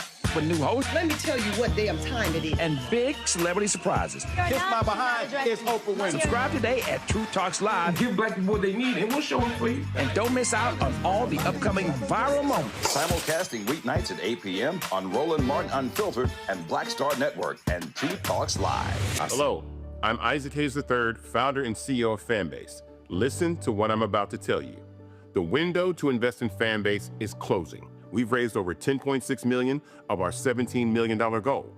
That means there's room for less than 6,370 people to invest in Fanbase for the average amount. The minimum to invest in Fanbase right now is $399. That makes you an owner in Fanbase today. Go to startengine.com/fanbase to invest. Why? Because current social apps have taken advantage of users for far too long, with content suppression, shadow banning, harmful racist content, and no real tools for monetization and equity. Fanbase has over 1.4 million users and counting, allowing anyone to reach all their following and monetize their content from day one. Social media is the new TV, and whoever owns the apps that distribute that content have the opportunity to own potential billion-dollar companies. While big platforms with uncertain futures are failing to serve their users, Fanbase is stepping up to fill the gap. Don't wait until it's too late. Invest now. Invest for yourself and your future. Go to startengine.com/fanbase and own the next generation of social media.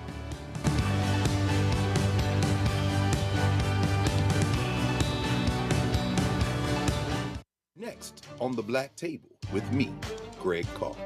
We featured the brand new work of Professor Angie Porter, which, simply put, is a revolutionary reframing of the African experience in this country. It's the one legal article everyone, and I mean everyone, should read.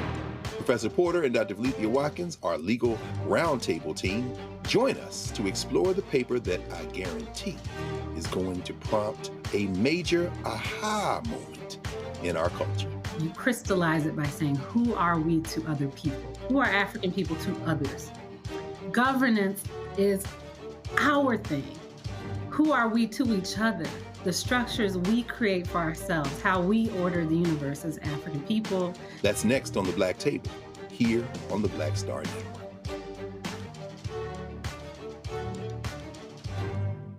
Hello, I'm Marissa Mitchell, a news anchor at Fox 5 DC. Hey, what's up? It's Tammy Roman, and you are watching Roland Martin Unfiltered.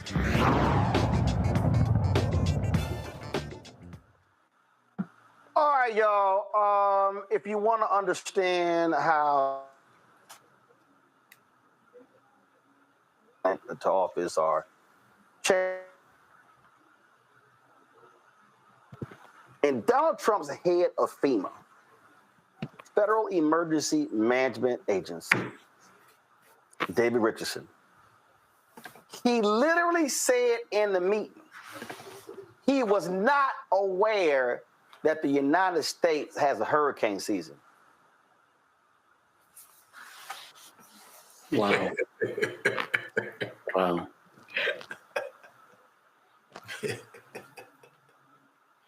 Now, let's be real clear. Donald Trump has denied tornado relief to Missouri. Tornadoes have devastated St. Louis. Denied FEMA assistance for Arkansas for hurricanes, denied North Carolina additional hurricane assistance. Mississippi has been hit by hurricanes. They said they ain't seen nobody. All 4 of them states voted for Trump. Georgia. But what's insane, how you head of FEMA and you didn't know that was a hurricane season. Y'all, this story is, multiple sources at FEMA have said this took place, and they are absolutely baffled that the acting head of FEMA said, I didn't know we had a hurricane season. CBS says the remark was made by David Richardson at the conclusion of an 8:30 a.m. daily operational briefing, typically attended by hundreds of FEMA staffers and interagency partners. Reuters first reported this. Richardson, a former Marine Corps officer, has led FEMA since early May.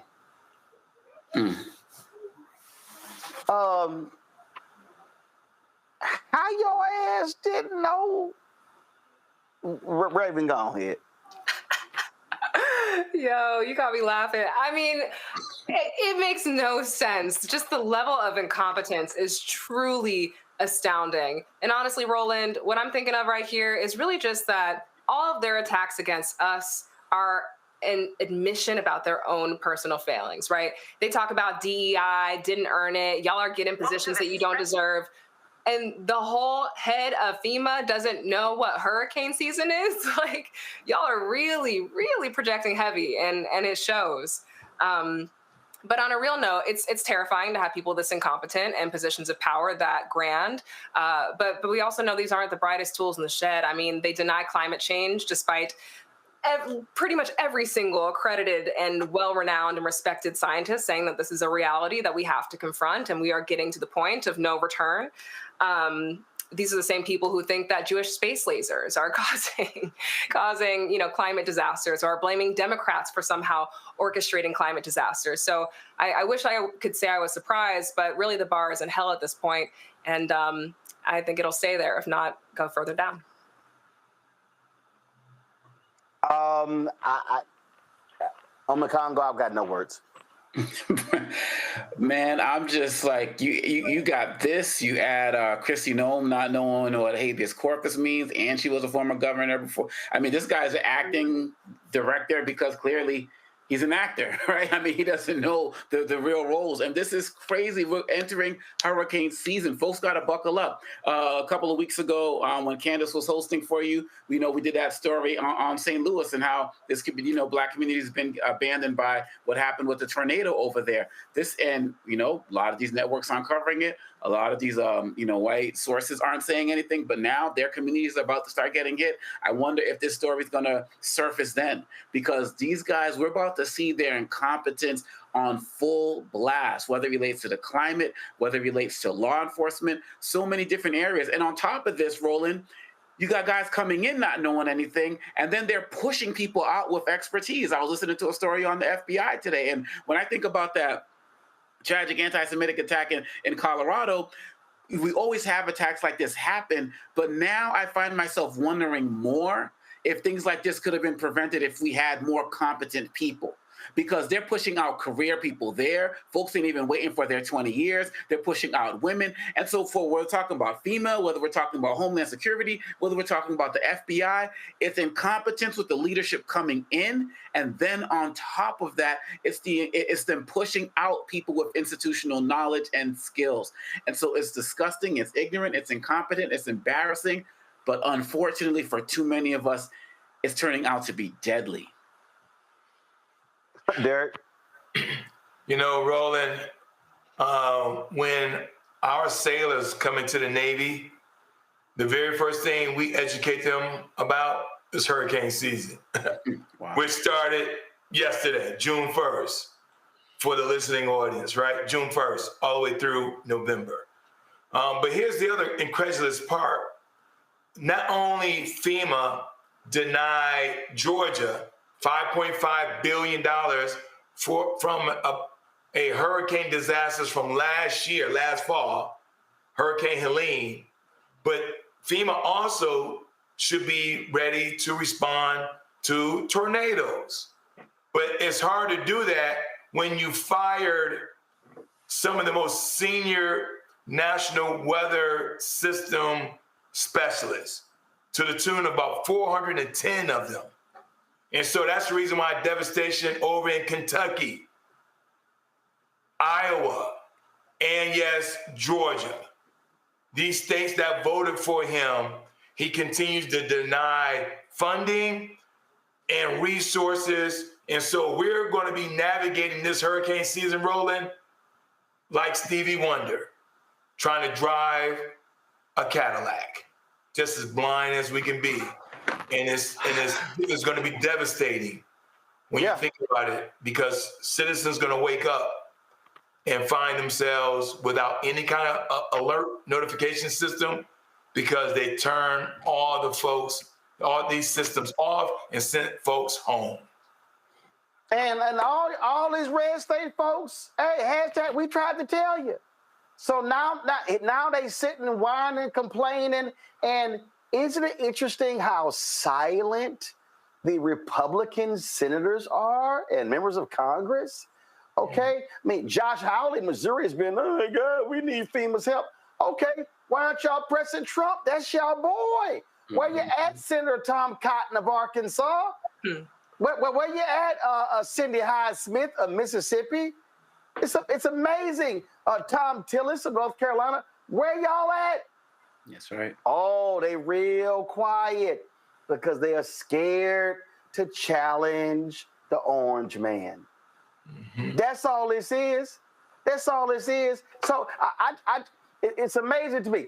Raven, you cannot convince me that if Joe Biden, Kamala Harris, Barack Obama, Jimmy Carter said, nah, North Carolina, nah, Mississippi, nah, Missouri, nah, Arkansas, nah, man, these Republicans will be losing their damn mind. Mm-hmm.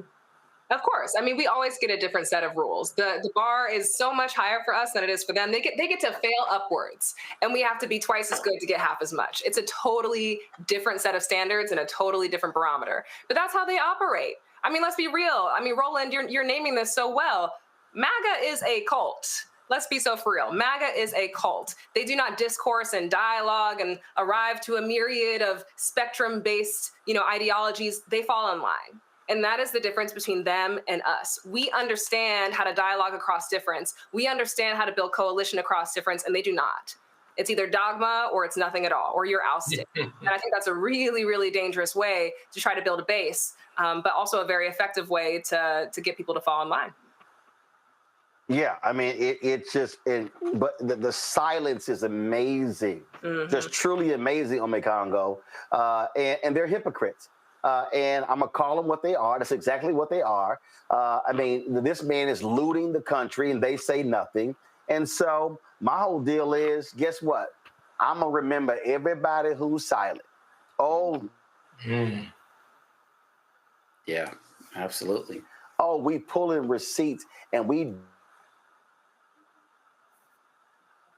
I think at the end of the day, it's also important that the Democrats see those receipts too, because I mean, you look at what's his name, Speaker Mike Johnson over the weekend, talking to Kristen Welker, just lying, blaming everything on Biden about the deficits, as if Trump didn't run up the highest deficits of like every president combined during his first term, or the fact that he talks about, well, Biden and his Biden corrupt family, they did everything in secret, and Mike Johnson literally said, what Trump is doing, he's doing it all in the open. When he was asked about corruption and the plane, I mean, they are giving so much fodder. Dan Bongino, that FBI, whatever director, after Cash for Sale was talking about, oh my gosh, I have to work 12-hour days now. I gave up so much to be here. Like, they are every single day. Joni Ernst, they're giving us fire every single day. But what are Democrats doing with it? What are the mainstream media sources doing with it? Because I think we can all be honest here that some of these networks, the CNNs and the like, have a vested interest in keeping the Trump show going because they feel like it's good for their ratings, the Scott Jennings of the world and the like.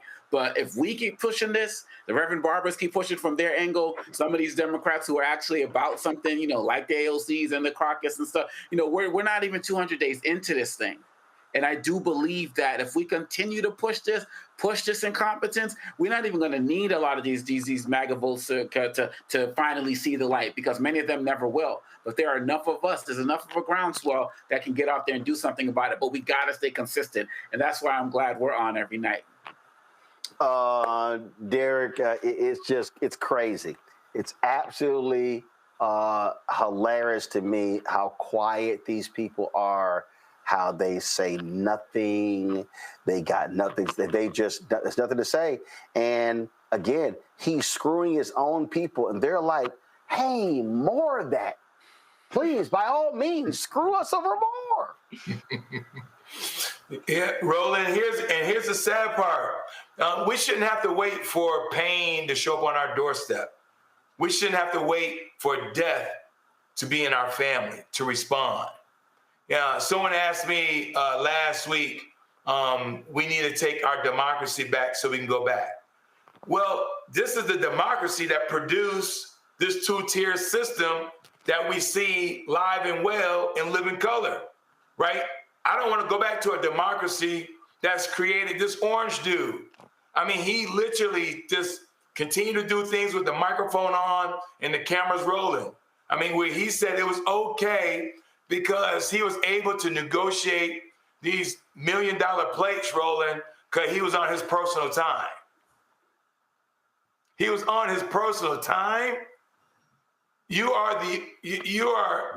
There's no personal time when you're in that role, Roland. Oh yeah, it's okay for him to charge $5 million for him to go play golf with other folks, because that's his leisure time.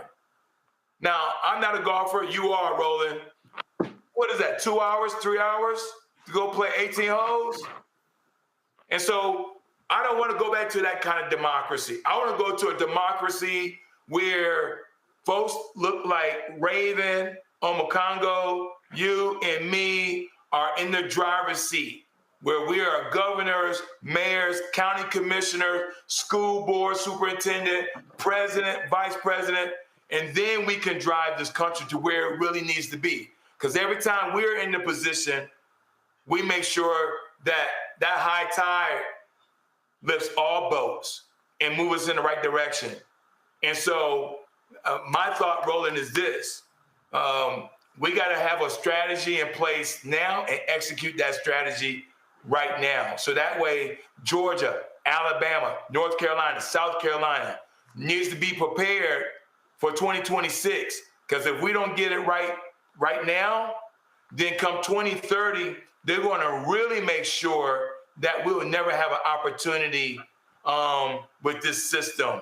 And it's because if they get an opportunity to do those congressional districts in 2030, Roland, you think we're going to be able to vote where they already plan to take votes, congressional seats from North Carolina, Georgia, California, and New York.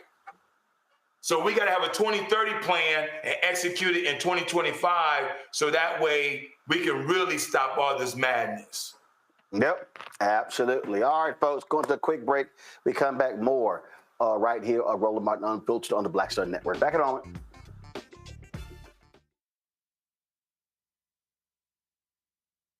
Y'all, look, Fanbase is more than a platform. It's a movement to empower creators, offering a unique opportunity for everyday people to invest in Black-owned tech, infrastructure, and help shape the future of social media. Investing in technology is essential for creating long-term wealth and influence in the digital age. The Black community must not only consume tech, we must own it. Discover how equity crowdfunding can serve as a powerful tool for funding Black businesses, allowing entrepreneurs to raise capital directly through their community through the Jobs Act.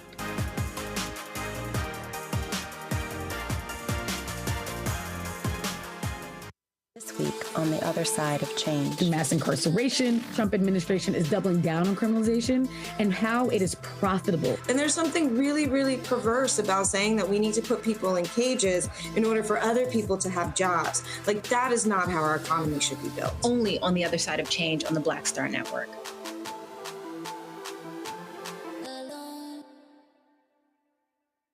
My name is Lena Charles, and I'm from Opelousas, Louisiana. Yes, that is Zydeco capital of the world. My name is Margaret Chappelle. I'm from Dallas, Texas, representing the Urban Trivia Game. It's me, Sherry Shepherd, and you know what you watch. Roland Martin on Unfiltered.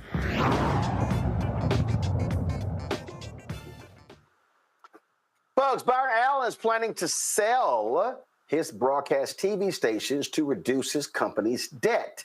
The Allen Media Group hired the investment bank Moelis & Company to assist in selling his group of 28 owned and operated broadcast TV stations in 21 markets.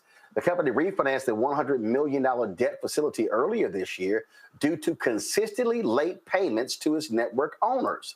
Their costs have totaled tens of millions of dollars throughout the year. This also keep in mind that earlier, actually late last year, Byron Allen pretty much gutted his Grio TV linear channel. They ceased the linear broadcast. They laid off nearly everyone at the Grio except 4 people. And so financial issues has been causing significant problems with the Allen Media Group. And so we'll keep you abreast of what happens next. Folks, New Orleans celebrated the return and burial of the remains of 19 African-American folks whose skulls were sent to Germany for racist research practices in the 19th century. On Saturday, a multi-faith memorial service, which included a jazz funeral, honored the humanity of those finally coming home to their final resting place at the Hurricane Katrina Memorial. These skulls belong to African-American individuals who were severed and shipped to Leipzig University from Charity Hospital for racially biased studies in 1872. One common practice of the time was based on the unfounded theory that black brains were smaller, which was used to justify claims of racial inferiority. 17 of the 19 remains have been identified. However, efforts to contact their descendants have been unsuccessful. Wow, that is an unbelievable story, Omekongo. It's wow. It's disgraceful, man. And you think about there were children from the MOVE bombing in the 1980s who, were burned and their body parts got shipped to different universities for people to study how, what happens when somebody gets burned. I think about the woman from Harvard, who fought Harvard to get an image back of her ancestors.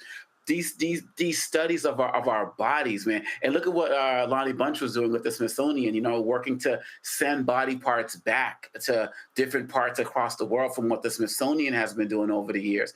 This has been such a common practice of robbing graves of indigenous communities, of black people, and shipping them across the world to do what? Not to improve medicine or anything, and that would still be disgraceful, but to promote racist ideology. And the fact that this reckoning is happening now, I hope that more is done to locate the members of these families, because they died in hospitals and back in those days. But to do this and to not try to make any type of recompensation, especially financial, it shows how wicked and evil this system of racism has been and how international it has been. We talk about MAGA and the white supremacy here, but what Donald Trump and all of them know is that it's global and it's been happening for centuries. And this is the latest example of that. We can talk about Sarah Baartman in South Africa, Otabanga from Congo. I'm just happy that people have welcomed these remains back and gave them the proper respect that they never got in real life. Raven? Just to add on to that, I think this repatriation is absolutely a step in the right direction, but it doesn't, as my co-panelist named, change the fact that harm has already been done, and that this harm is tied to just this global reality of anti-Blackness that for some reason we just cannot seem to fully break through from. Or break free of, rather. And I think, honestly, it's just disgraceful that not only do we have to suffer the injustices of anti-Blackness in life, but those injustices and those harms continue even after we're already gone. You mentioned Sarah Baartman. They put Sarah Baartman's genitals in preserves and put it up in a museum in France for people to view. Right after she was made to perform in freak shows throughout her entire life and abused and subjugated, just the cycles of harm are so profound. Like, what has to happen? How violent does that pseudoscience and that phrenology and these eugenics have to be, and how deeply do they have to permeate for one to think that is an acceptable way to treat someone after their soul, their spirit has gone elsewhere. And I think it's really just shameful. We've seen this throughout history in a number of different contexts, right? We've seen this in terms of the father of gynecology experimenting on enslaved women without their consent and without anesthesia. We also saw this in the context of Nazi Germany, during the Holocaust and concentration camps. Young Jewish people being experimented on, medically experimented on. So this is really just a technology of subjugation. It is a technology of bigotry that we've seen replicated across time and space. And I hope that this can be a moment of restorative justice, both for the spirits of our ancestors who are gone, who are being repatriated, and also hopefully for their ancestors, and rather for their offspring, who hopefully will be connected with them and be privy to this moment. About 30 seconds, Derek. Yeah, I would just say this continues to add to the trauma that we continue to hear and experience in this country. I mean, we have a young lady right now in a vegetative state where the law gives her unborn fetus more rights over her. So this just adds trauma, and it continues to create the distrust that we continue to see in our society. Folks, a prominent New York protester has been cleared of all charges after new video evidence proved he was falsely accused. Terrell Harper, known as Relly Rebel, was arrested in September for allegedly attempting to break into the Brooklyn home of a police officer during a protest.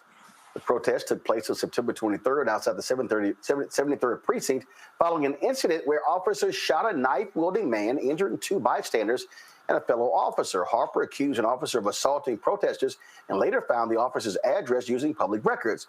He led a rally at the officer's home the following evening. Police claimed that Harper set a hat on fire and threw it over a fence. He faced multiple charges, including burglary, arson, and inciting a riot. However, prosecutors dropped all charges after video footage contradicted the officer's statements. Outside the J Street courthouse, Harper reflected on his name being cleared, expressing gratitude after the video evidence disproved the lies against him. Yeah, because bro, none of it makes sense. Like the body cam, I told y'all the body cam that night, he was laughing. You know what I mean? Like it was a game. And then the next day they throw the serious charges on him. He said the officer was like, oh, you scared him and his family. They was threatened for their life. Shit, the nigga was out there laughing, bro. You know what the fuck he was doing. They never said it on the 911 calls. They were saying that, boom, protesters outside, like they doing shit and shit like that. They never said, boom, they're kicking in my door. That'd be like the first thing you would tell them motherfuckers, right? They're kicking in my door right now. So if the officers lied, I wonder if they are going to get charged. I think I already know the answer to that. Let me thank Derek, Raven, Amakongo for being on today's show. I certainly appreciate y'all being here. Thank you so very much. Folks, do not forget, if y'all want to support the work that we do, we are really building Black Star Network, as I told you. When it came to YouTube's weekly Top 100 podcast, we launched this show. We were number 78. When the list launched, we were number 78. A week later, we were number 67. Now we're number 46. We're the only Black news show on this list. Everybody else who's above us, who's Black, it's all entertainment and sports. And that's what we focus on. We believe it's important for you to have good news and information, and that's what's most important. And so that's what we do here. And so we want you to support the work that we do. Let me do, well, actually, before I do this here, let me do this here. I'm gonna get a shout out. So we got some new members of, we got some new members of Alpha Phi Alpha. And so let me see if I can cut to this right here. Let me see if it cuts. I was there, Roland. I was there. Of course, Representative Sylvester Turner. Representative Sylvester Turner passed away. He was an Alpha brother, and he passed away a couple of months ago. But Gabe Amo, who the congressman from Rhode Island, you see him pictured here with brother Representative Al Green. He is the newest member of Alpha Phi Alpha Fraternity Incorporated. So Representative Amo, certainly congratulations on that. And also actor Adrian Holmes. Adrian Holmes plays Dr. Phil, of course, on The Fresh Prince of Bel-Air. And y'all might remember in the recast version, which you see on the Peacock network, he plays Dr. Phil, and he plays an alpha on the show. Well, in real life, over the weekend, Adrian Holmes and his line brothers actually crossed and he also is a member. So I want to shout out Adrian Holmes. I see him every year at NAACP Image Awards. Glad to see that he is now a member of the coldest, boldest fraternity of them all. The rest of them are simply youth groups, but we already knew that. So let me. And he didn't want an honorary neither. He wanted to go through the process. Well, first of all, remember, we don't do honoraries. So other groups do, Sigmas. I know they do. I'm not sure. Like I say, some of the other ones out there, we know how they roll. But Alphas, we don't do honoraries. But I certainly want to shout out Adrian Holmes as well. I sent him a note. And I'm sure will be. And he's a big-time golfer, so I've already sent him where to get the appropriate alpha gear for the golf course. And so let me show that. Let me show a photo of Adrian. So this is him right here. Throwing the ice. So congratulations to brother Adrian Holmes as well, and all the other brothers who crossed. And so, and again, if you in another organization, y'all don't get shout outs because it's the Alpha Show. That's how we do it. All right, folks, that's it.